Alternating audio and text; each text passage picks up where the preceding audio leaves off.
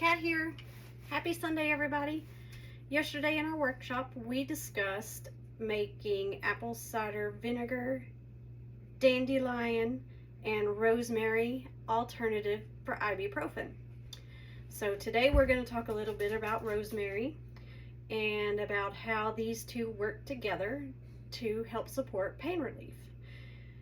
So I'm going to put a glove on because I hurt my finger while I was foraging for these dandelions.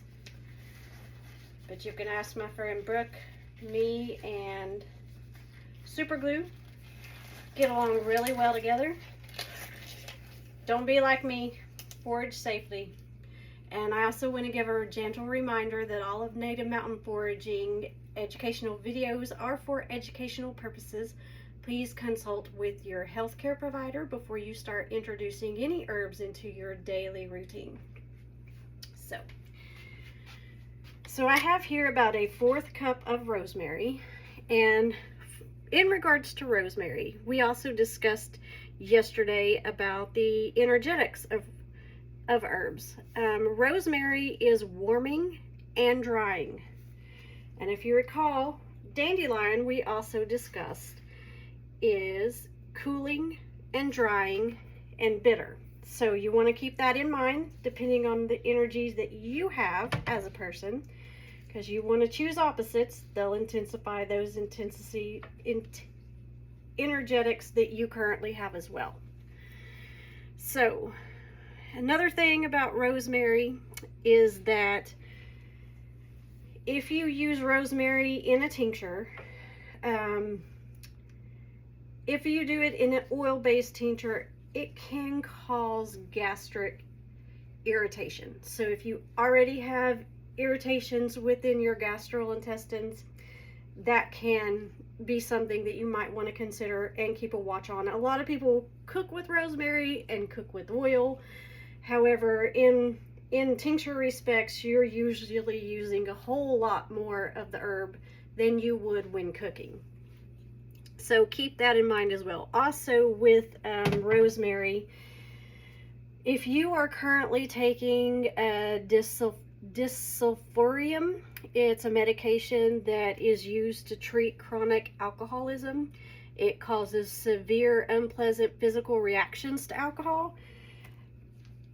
You do not want to use a tincture that is made with alcohol with rosemary, because it's going to intensify those effects as well. So keep that in mind. So in regards to rosemary and dandelion, they are a powerful natural combination for pain relief. And it's because when paired with the apple cider vinegar is going to bring out this synergetic compounds in rosemary and dandelion. It's going to work to pull out and extract the compounds that reduce inflammation, improve circulation, and that helps to soothe sore muscles and joints. They are very complementary with anti-inflammatory actions. Both plants contain compounds that fight inflammation. Rosemary is very high in acids that help to activate the body's natural defense system against inflammation.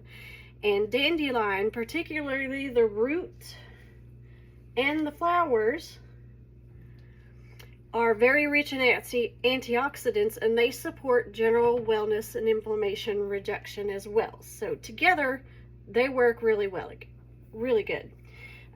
For pain relief, dandelion is known as a mild analgesic pain reliever that helps with sore muscles, joint pain, arthritis symptoms. Combined with rosemary, which has stimulating pain relieving properties, the mixture is excellent for relieving overworked hands, knees, and backaches. Again, rosemary is known to boost circulation and encourage muscle relaxation. It increases the blood flow to the affected areas that reduce pressure and inflammation causing the pain. Rosemary and dandelion can be used in oils, salves, These herbs provide a topical remedy that penetrates the skin and relieves aching joints. So if you're going to use an apple cider tincture for pain relief, use caution. If you're going to add a salve as well, you can do that if you're not seeing enough with just the alternative ibuprofen tincture itself. But just, you know, give yourself some time to see how your body reacts. And then if you use a salve in addition to that on targeted pain areas, just keep an eye on it. Dial it back if you feel uncomfortable, so to speak. So, like I said, we have 1/4 of a cup of rosemary, and I've already chopped most of these leaves up, but you just want to chop them up a little bit with shears, because the more surface area they have, the better the apple cider vinegar is going to pull those out. So we're just going to put these in a jar here. The rosemary. I love rosemary. It smells like comfort to me. I just think about family dinners and Christmas, Thanksgiving, all those heavy rosemary season dishes that you have there. It's just comforting. Things like Christmas. So I have I have my dandelion root, leaves, and flowers already chopped. So I'm using fresh.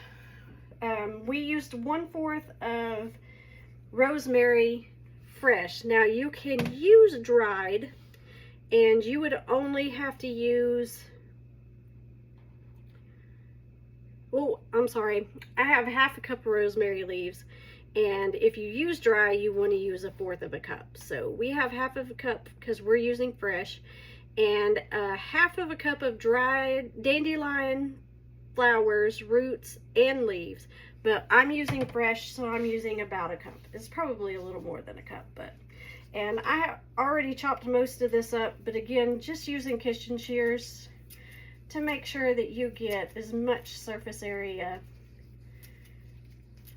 to help with the apple cider vinegar pull out all those wonderful pain relieving compounds.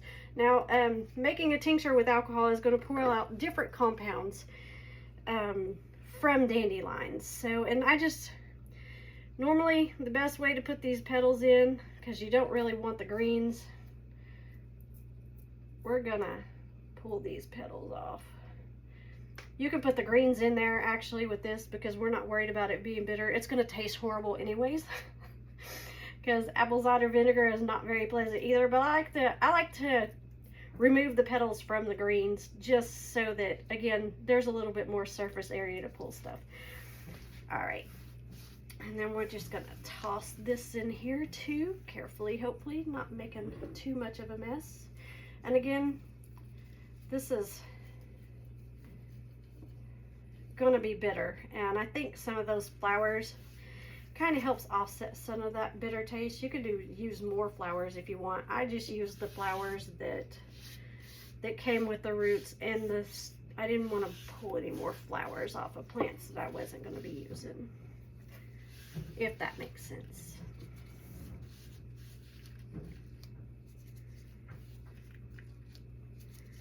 All right, so now we have these in our jar. And you want to use the apple cider vinegar with the mother. I'm using Bragg only because I have not had an opportunity to make my own apple cider vinegar, but that video will be coming soon, because that is going to be one of my next projects. And then we're just going to take 2 cups of the apple cider vinegar. You want to shake it up really, really well before you pour it in, just to make sure that mother is nice and dispersed through the whole thing. And it's fine if you don't fill this whole jar up. This is going to make quite a few dropper bottles. And since this is vinegar and this is a metal canning lid, we're going to put parchment paper over the top of this before we screw the lid on, because apple cider vinegar will corrode the metal on the inside of the lid. So just want to make sure That's on good and tight. And you want to give it a really good shake. Make sure everything is mixed together really well. And we're going to label this. I thought I had everything I needed.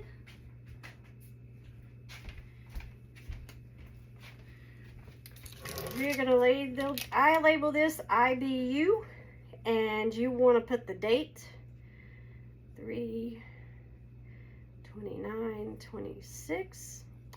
And this is only going to take about 2 weeks. We are going to store it. You can store it in a cool, dry place. I prefer to store it in the refrigerator because that's where I keep mine. It's apple cider vinegar. Apple cider vinegar with the mother does not have to be refrigerated. But refrigerating this once it's done steeping, and while it's steeping, it's going to preserve that shelf life. If you use dried herbs, you're going to want to steep, it's going to last for about 9 months if you use dried herbs. It will last about 6 months using fresh herbs. I generally use fresh herbs because we go through a lot of this. My husband and I are both old. I have neuropathy, and he has arthritis in his back, so we go through this quite a bit. And it is an alternative, so you're going to want to give it about 30 to 45 minutes to feel relief. And you can use it in droppers. I use it in droppers just because I like it a little more potent, a little stronger, and we drop it under our tongue. It's horrible. It's disgusting. It's not fun. It's not comfortable at all. You can strain it into just an amber bottle and mix 2 teaspoons up to 3 times a day in a glass of water or your favorite herbal tea. Just make sure that there's no contradictions in that herbal tea with the rosemary. But yeah, that's it. 2 weeks. We'll strain it. You all got nifty little branded reusable straining bags in your workshop bags yesterday, so make sure to use those. They come in handy, and you can rewash them, so you don't have to do dishes. Just throw it in with the towels. But thank you.